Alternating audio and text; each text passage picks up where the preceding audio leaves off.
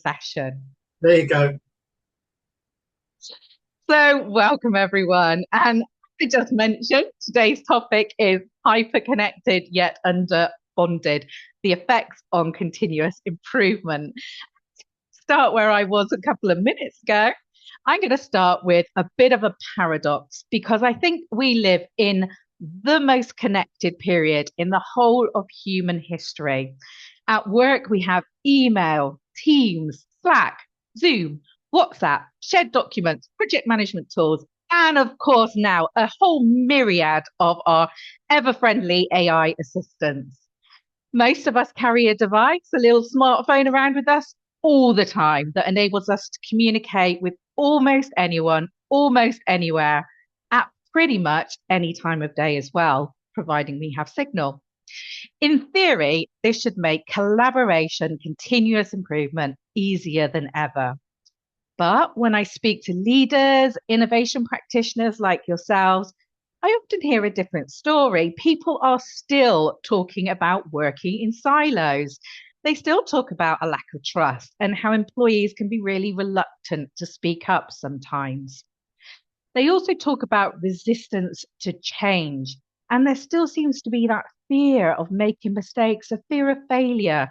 And let's be honest, failure is just that natural part of innovation. So, how can we generally be so connected all the time and yet struggle to collaborate so effectively? And for me, that answer is that connectivity and human connection are not the same thing. Being able to connect with somebody 24 hours a day is not the same as building those authentic, true human relationships. So effectively, we are living in this age of continuous connectivity. And let's think for a moment about our average work day. Before you've even arrived at work, so before you've even sat at your desk, we've probably checked our emails on our phone, checked any Teams messages, had a look at WhatsApp, checked our text messages, perhaps even scrolled through Facebook, social media, Insta, whatever is your thing. Throughout the day, we then move between meetings, calls, chats, and notifications. And many of us receive those same notifications, even work notifications during our evenings and weekends too. That number of interactions that we're all subjected to has increased dramatically, but quantity of interactions is not the same as that quality of human relationship. In fact, that constant communication can sometimes really crowd out the very things that build trust. And trust is often developed through conversations that are not transactional. Trust is built on curiosity, on listening, shared experiences, and understanding each other as human beings. Before you all joined the call, we were talking about Marmite, which is a product in the UK. And Alan had had this for his breakfast, which is how the topic came up. Not a topic you normally discuss in terms of a business call. I was saying I hate Marmite. And then when Lindsay joined the call, we included her and she's on my side. She hates Marmite too. It's just a tiny example of that human connection, being curious, taking time to understand each other. Alan and I decided we may not be able to be friends anymore, but we kind of got over that barrier too. But how often on Teams calls or Zoom calls you just come in straight down to business? You just never have time to learn about each other. And ironically, the more connected we become digitally, the less time we spend building those deeper connections. We've all become experts at communicating very efficiently, but perhaps being effective at being building those really deep, meaningful relationships would actually help us to deliver more results. So I'm going to pause there and we're going to do a bit of an experiment. We're trusting you that it's going to work. I can't guarantee it though, but we're going to have a bit of interaction and try Mentimeter. So this is our fear of failure here. This is us trusting you in what we feel is a safe and friendly environment. And in a second, you're going to see a QR code on your screen. And I'm really hoping that you can pick up your mobile phones, which are no doubt within your vicinity because we're all connected to our mobile phones almost constantly. Take a little picture of that QR code and see if it takes you to a website. We're also keen to understand whether both our UK and UAE delegates can access Menti, because this is something we're going to try out at conference too.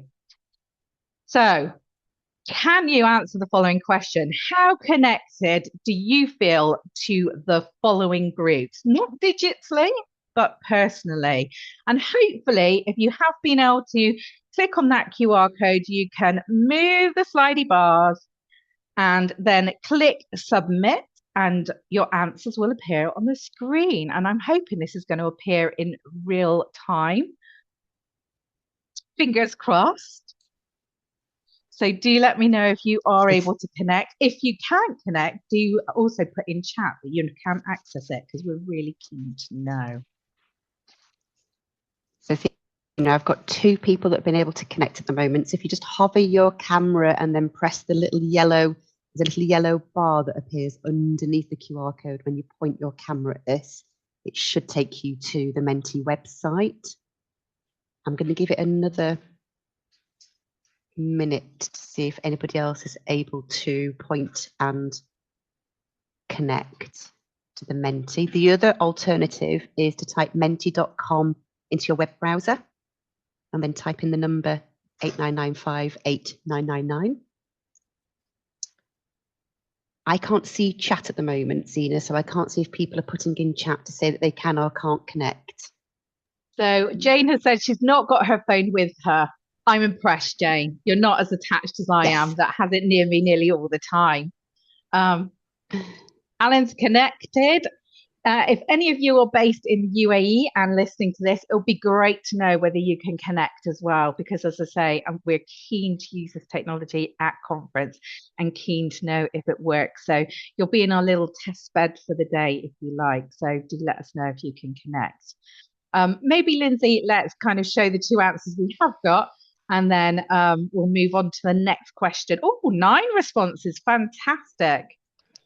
This is a real theme there. Oh, there we really go. Connected. Brilliant. There we go. Really connected to family, then friends, and maybe work colleagues just that little bit less, which I guess is what we would assume. So if we move on to the next question, and if you are listening to this remotely, there's obviously a fast forward button. So you don't have to watch us go through the mentees, but you're welcome to think about the answers as well. So what's the biggest barrier to trust? That's the next question. And I think here we just ask you to pick one of them. So Lindsay, that's not come up on my Menti. I just think there's a little lag with my system. So if we just give it you see? This is fear of failure in practice. Is it popping up now? No, mine just says, please wait for the presenter to change slides. So we may put our little experiment of Menti down to a little bit of failure there. We tried, and I think that's the key about experiments. If you don't try, you just don't know whether it's going to work or not. So I might just come back to you and go back to our slides. So here we go. We'll kick off again. So not an entirely successful experiment, but unless you try, you just never know. So if we bring this back to continuous improvement and we kick back off, we often focus on tools and methodologies. We think about Lean, Six Sigma. I know I'm a Six Sigma practitioner, Kaizen, value stream mapping, visual management, and problem solving techniques, to name but a few. But when you think about it, just like innovation, every one of those tools depends on people. It's people that fuel that engine. And kind of without people identifying problems, admitting when something's not working, continuous improvement just doesn't happen. It requires people to challenge the status quo and to suggest ideas that, yes, may not succeed. I mean, look at Lindsay and I. We tried our hardest with our experiment, but no, it didn't quite work. In other words, it involves people taking risks, and those are interpersonal risks. Let's be honest, it's probably easier to keep quiet, to continue with the status quo, to avoid change. There could be a genuine fear factor when if I identify a defect, will I be blamed? There's that old saying, everyone shoots a messenger. That's a real worry for people. If I suggest a new idea, might it be ignored? And then I'm not going to suggest again. If my experiment fails, will it damage my reputation? Hopefully not. Otherwise, we probably won't see any of you at a future session. These are not technical questions. These are trust questions. And that's why relationships matter so much when it comes to a culture of building continuous improvement. I'm sure if you're in psychological safety and to trust, you will have come across Amy Edmondson. She really is the guru. And it's her research which really did introduce this kind of concept of psychological safety. We talk about it a lot, but do we really live it on a daily basis, particularly in the work environment? Psychological safety is that belief that it is safe to speak up, ask questions, admit mistakes, and offer ideas without that fear of embarrassment, punishment, repercussion. And it's particularly important with continuous improvement. As I say, we've talked about experimentation already today. An experiment, by definition, involves that uncertainty. If we already knew the answer, we wouldn't run the experiment. And yet, experimentation by default means you have to accept that possibility of failure. I was doing a chemistry degree, and believe me, my experiments failed regularly. Now, that was treated as a learning experience rather than pure incompetence, which I have to say, with me and my chemistry degree, was probably a bit of both. But in psychologically safe teams, people are willing to surface problems early, to challenge assumptions and test new ideas. If you don't have that psychological safety in those psychological unsafe teams, people stay silent, they avoid risks, they protect themselves, not because they lack capability or lack the knowledge that things need to change, but because they lack that safety to speak up. And the result is the improvement slows down, meaning that opportunities are missed. So many organizations respond to collaboration challenges by adding more communication, more meetings, more updates, more dashboards, more channels, more micromanagement, and more reporting. But that increased volume of communication doesn't necessarily create trust. In fact, people can spend all day communicating without developing meaningful relationships. We talked earlier, or I mentioned earlier, about meetings going from one to another, to another, to another. And the perfect example of this was last Thursday. I had 7 meetings, most were back to back. A particular meeting at 2 o'clock, I didn't recognize the name, I didn't recognize the email address, there was no information in the actual body of the email. I dialed in and I had to be honest, I had to say, I'm really sorry, I just don't know why we're meeting. Can you give me a clue? Can you set some context? And I was genuinely mortified because she was doing me a favor. In fact, she's going to be one of my speakers at conference. I was horrified that I had not remembered. And my mind was just a blank. And it is sometimes that back-to-back communication that just numbs us all. Luckily, we got on really well. Her honesty, she accepted from me. And she's still a speaker at conference, which is great. But sometimes we just do get that overload of communication. And trust needs to develop through positive experience. So that experience could have really damaged the trust I felt with her. But luckily, when you're curious, when you ask questions, when you're really interested and listen to what people say, people feel respected and valued. And it's important to remember that it can take time too. This doesn't necessarily happen overnight. So 100 team messages cannot replace a genuine conversation where people feel heard and have the opportunity to discuss ideas tell you what the problem is, and come up with alternate solutions. That nature of virtual meetings is often one of fixed agendas, with a focus on operational needs rather than building those all important connections and deepening those relationships to help us really achieve success at work.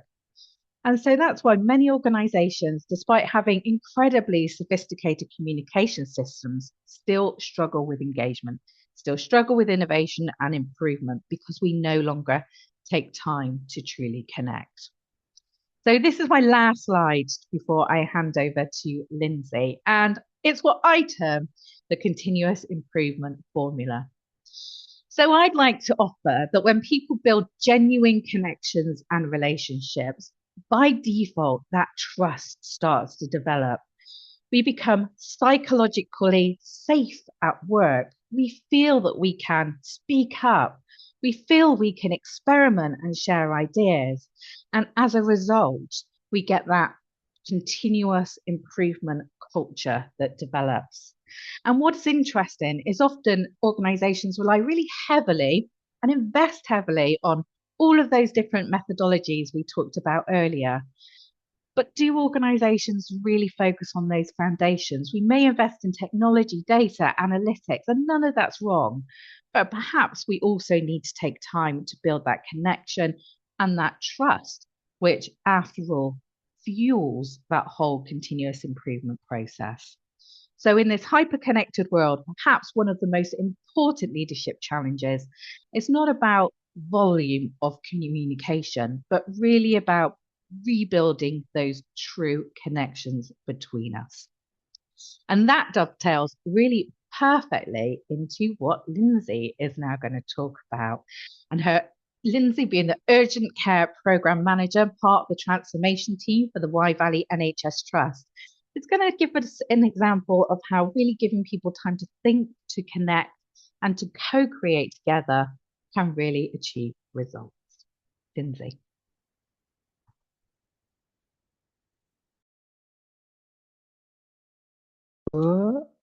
Thanks, Zena. Can you hear me? Can you hear me, Zena, coming through? Yes, we can. Yep, excellent. And can you see my screen? Yes. Does my screen come through too? Perfect, thank you. Okay, good morning, everybody. Thank you. My name's Lindsay McLean. I'm an urgent care program manager. I deal in all things improvement when it comes to the National Health Service over here in England around urgent care or unplanned care. And I just want to talk you through the journey that we've been on over the past sort of 12, 18 months around this hyperconnectivity and really that ownership effect and how we can enable people to really own the improvements that they want to make in their areas. So what was the problem we were trying to solve? So back in April, sort of March, April last year, we were looking at improving our patient pathways and the care that people received in our hospitals and our community services in Herefordshire in England. And I recognise that these challenges spanned across teams, across areas and across departments. So it wasn't just one department delivering these particular pathways of care, it was across different departments. We rarely had chance to have face-to-face time. We had real Teams fatigue. We were on Teams calls day in, day out, and we hadn't physically seen each other for quite a long time. We really lacked that adequate time to stop and really understand the problems that we were having to face. So we were in very reactive mode and not in proactive, let's stop and think about the problems we need to solve. We had to deliver this change at pace, should I say. So we had to really think about this in quite a small amount of time, whilst not losing the fact that we had to do this cross-divisionally, cross teams, and ideally face-to-face. And we really wanted to give people that opportunity for real clinical and operational ownership and design and co-creation. So this was the problem that I received in March last year. So what I did is I sat down with our executive teams, with our chief execs and our chief strategy officers, and I designed 3 workshops over 3 weeks. And we utilised something called the model for improvement, which is one of the many models that we can use in the improvement world, a little bit like some of the models that Zena talked about earlier. But the big thing for me around this were these 3 daily workshops. So we had one workshop each week for 3 weeks. And what I really wanted to understand is what are the ideas and the experiments and the tests of change that our staff really wanted to have a look at and change in their working areas.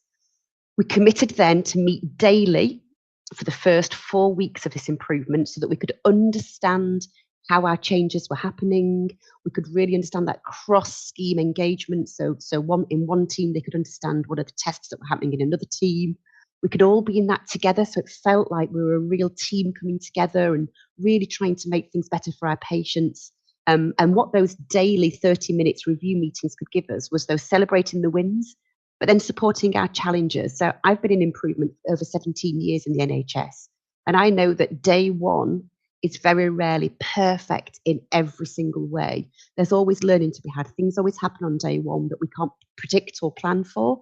So having these daily 30-minute review sessions allowed us to then pick those up on day one and think about that happened today. So tomorrow we'll tweak this, we'll amend this, we'll do something a little bit different the day after. So that's what we committed to. That's what I designed.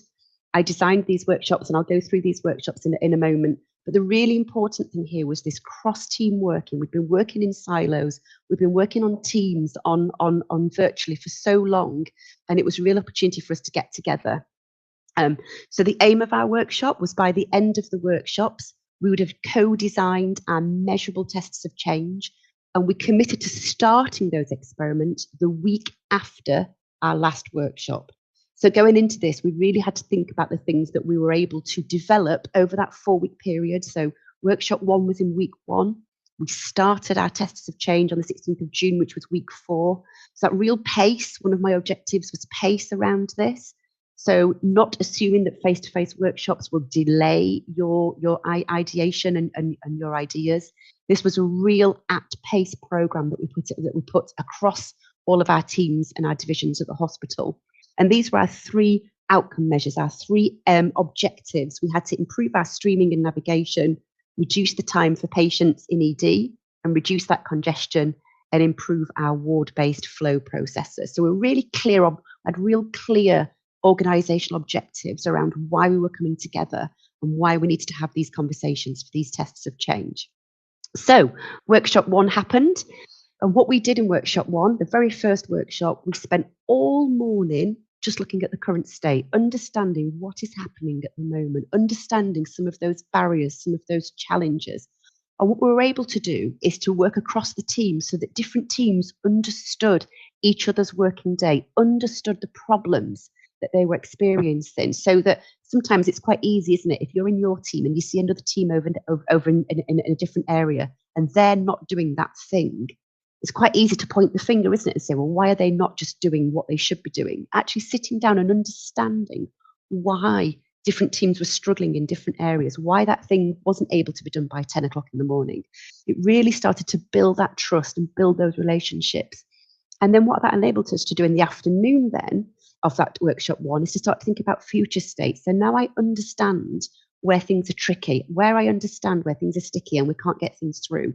How can we work together? So what does the future look like? What could we do together? How could we work on this together?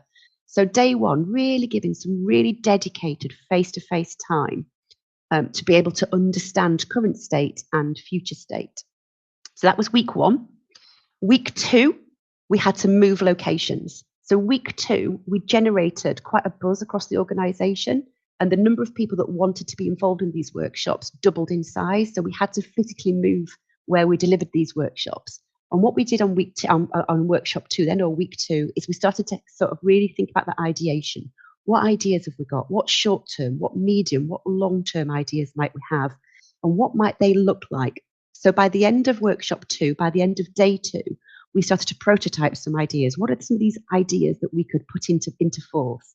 And what we did is we did a what I call a report out, where each of the tables with all of their different ideas stood up and shared their ideas with the rest of the room. And that what I encourage the rest of the room then is to utilise their knowledge and experiences, to give them feedback, to be curious, to ask questions around, are you thinking about that 24/7, or is it just in working hours? Is it just in one area? We could help you. We could introduce this in our area. So what we started to enable is that real culture of, I've got an idea. What are your thoughts for the rest of the room? Can you support me with this? Have I missed anything? Is there somebody that wants to be involved in this?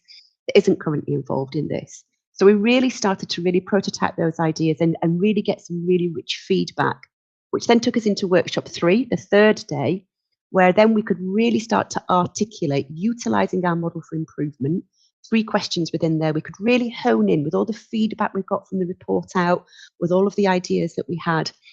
We could start to really document, these are the things that I want to do. So these are the tests of change that I want to do in a week's time.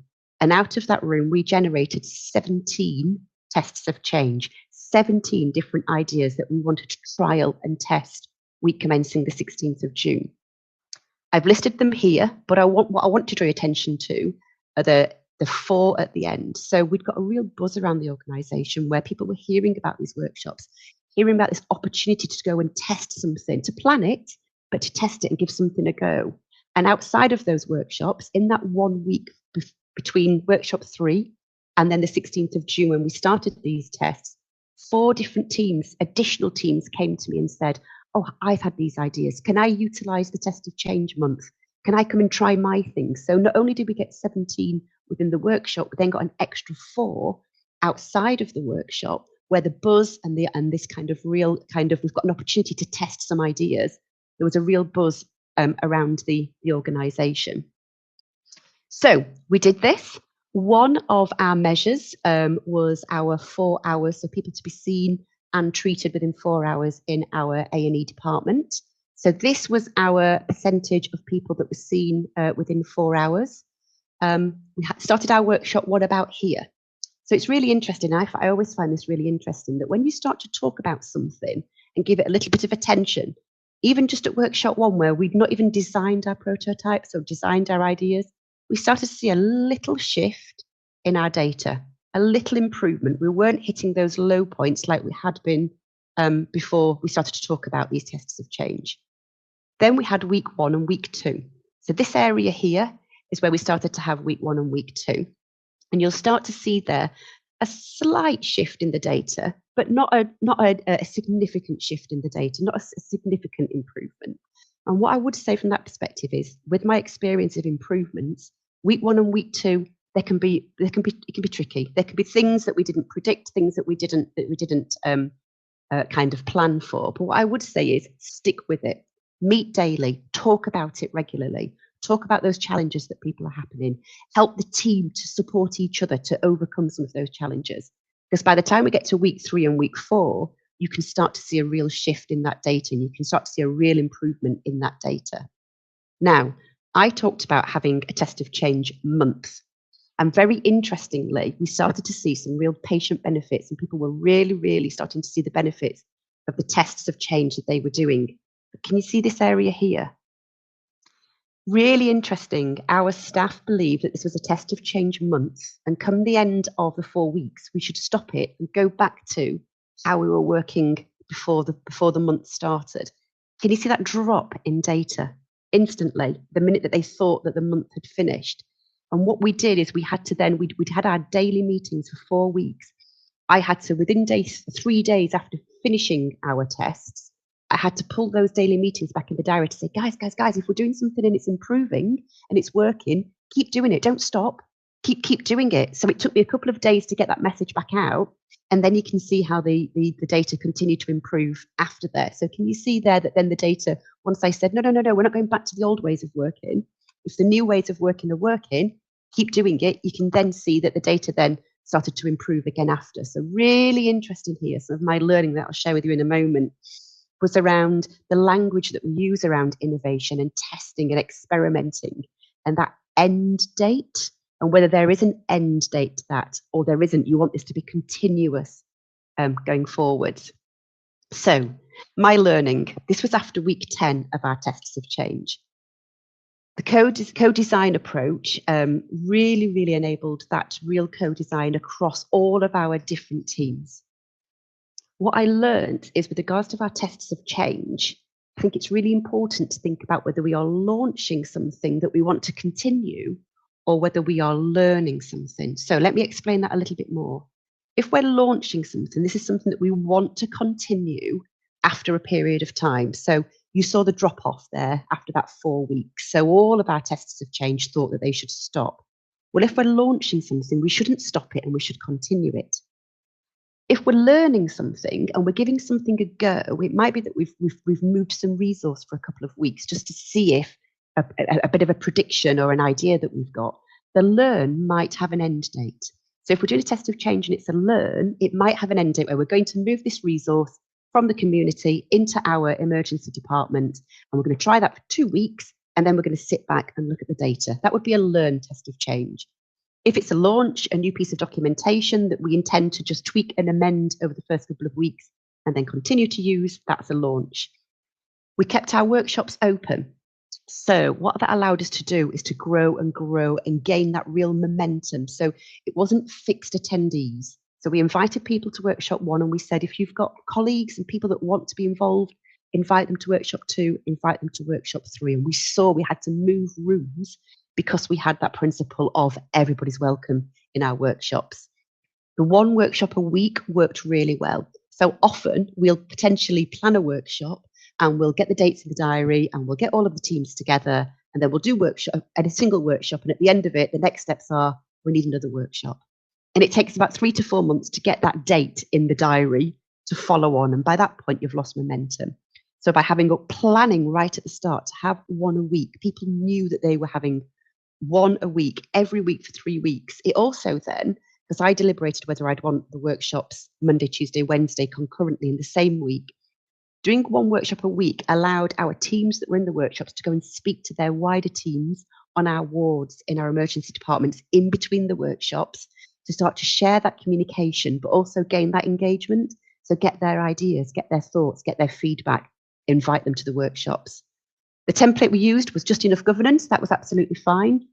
Don't call it a test of change month. So the biggest learning for me was I called it a test of change month. And at the end of that month, people stopped doing those improvements. So I'll never use that language ever again. And we're talking about tests of change, launches or learns. Some of those will have an end date, some of those won't. Starting those tests of change 1 week after the workshop really maintained that momentum and that buzz and that real engagement. Those first 2 weeks were rocking, but stick with it, keep working with it, work with your teams, try and really unblock some of those challenges that they have, but keep your forums open so that people feel free, feel supported to come and talk to you about this is not quite working as I wanted it to. Can anybody help? Say yes to those additional schemes and keep that attention for 9 to 12 months, not 4 weeks. 9 to 12 weeks, sorry, not 4 weeks. So really keep that attention and be interested in how you're getting on to really embed those changes in your organisations.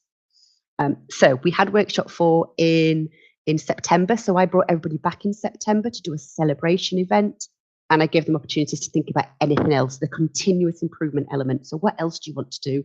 What have you learned? And we generated another additional 14 tests of change from our September and November workshops, which we then carried through into winter last year. One of the things that I'm really interested in is the so what around this. Do our staff feel enabled? Do they feel enabled to make the improvements? Do these workshops work for them? The way that we approach this, do they feel like they can generate new ideas? We have something called the NHS staff survey. The same questions are asked of every single member of staff across the NHS, across England, every year. These are the questions that are linked to improvement. And this is our ranking on the right-hand side of where we sit across the country. So there are 215 NHS trusts that are asked these same questions. And I'm really, really pleased and proud that this year we are top. We're number 1 across the country for 3 of these particular questions. And the 2 that really, really mean it for me is I'm able to make suggestions to improve the work of my team and department. And I'm involved in deciding on changes introduced that affect my work area. And we're number 1 in the country for those, which really kind of evidences the how staff feel about being involved, bringing people together face to face, and being able to deliver the improvements that they want to deliver in their areas. That's my contact details if you're interested, if you want to learn more, if you want a bit more detail around the content of those workshops. But I'll stop sharing at that point, Zena, and happy to take any questions or comments. Thank you. So, does anyone have any questions or comments? Yes, we've already got one in, Lindsay. Great information that you shared. This is from Henry from Abu Dhabi Portals Group. How do you keep up and sustain the participation of the team? Is that in the workshops, or is that over 12 months, 2 years, Henry, 3 years? you're welcome to come off mute and say more. Over 12 months. Over 12 months. Interesting. So what we, this is a real big thing for me, because you can do your workshops, you can generate your ideas, but it's that monitor and sustain and manage after the workshops. So what we did there, we had a number of different mechanisms to do that. So first and foremost, we met daily for it. We now meet daily for 9 weeks, not 4 weeks. But then we have internal governance. So I have an improvement board that happens once a month, an urgent care improvement board. So what we then say is we invite our clinicians and our operational teams to come and talk to that improvement board once a month to tell us how they're getting on. And what the improvement board is able to do then is to give that continuous encouragement, but that attention. So one of my old medical directors used to say that attention is the currency of leadership. While ever somebody has got attention on something and got an interest in something, then people are more likely to continue that thing. If we take our eye off the ball and we start to look at something else, then people get less interested in that thing. So I think the organisation has a role to play in keeping attention on the things that they want to keep, that they believe to be important, and that's what we did here. So we had the workshop 3 months after to celebrate, so people knew that they had to come to the workshop and had to come and present on their findings. And then we had our monthly improvement boards, which maintained that momentum going forward and keeping our eye and our attention on that. Hopefully that answers your question. Thanks, Lindsay. I think, has anyone got any further questions? For me, the piece that it was really interesting was how that you monitored. So you had your metrics in place. Great start. I know not everyone does. But actually, as soon as that month period was ended, everything went back to normal. I was so surprised to see that. I know you've already commented on the fact that actually don't call it a month and it's a continuous improvement initiative. But I don't know, were you surprised to see that? Really surprised. And I thought how I described it and expectations through the workshop, I thought I'd been really clear, and I absolutely wasn't. So it's real great reflection for me. So I, a little bit like I ask my colleagues to do continuous improvement and reflect on things and think about how we can make things better and different. I did a whole load of that from my delivery as well. So I didn't assume that those workshops, nailed, done, I can just take them off the shelf every time I do a workshop now. I tweaked them, I amended them, I've changed the language, I've taken learning myself from the process. But no, it really shocked me. But it just shows, it just evidences, doesn't it? I mean, in plain sight, that graph is just, it tells such a great story, as in that learning. But then the minute we put the attention back on, and the minute that we started to say, no, guys, this is really important, the graph went straight back up again. I mean, it was almost textbook, almost textbook.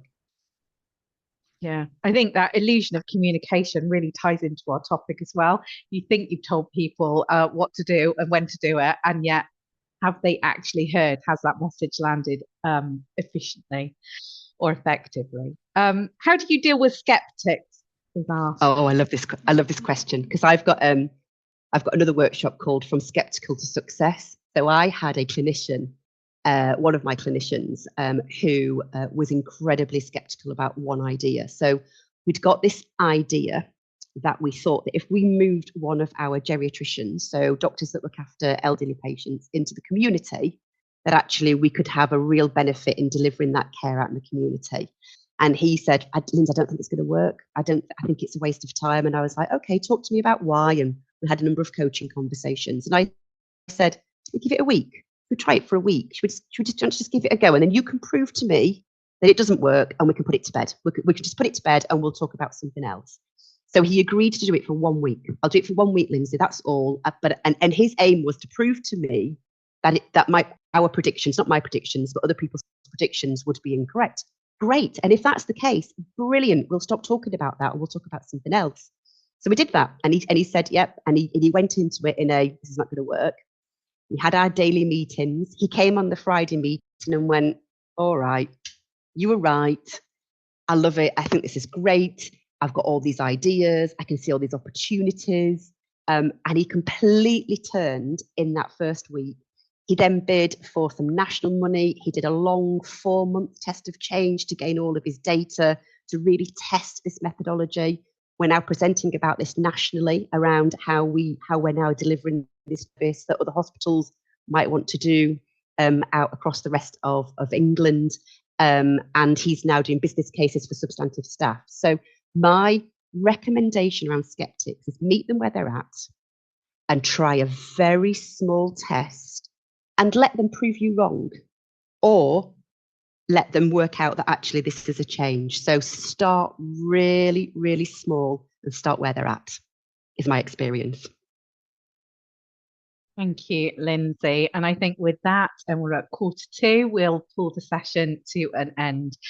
So really pleased that some of you turned up, which is fantastic. As we started, when we have a session on AI, we are inundated with attendees. When it comes to people, which actually is innovation and continuous improvement managers is what we're all about, far fewer attendees, but still an incredibly important topic. So we will have a break in August, and then we are back with another human-focused session, the human factors that feature in innovation.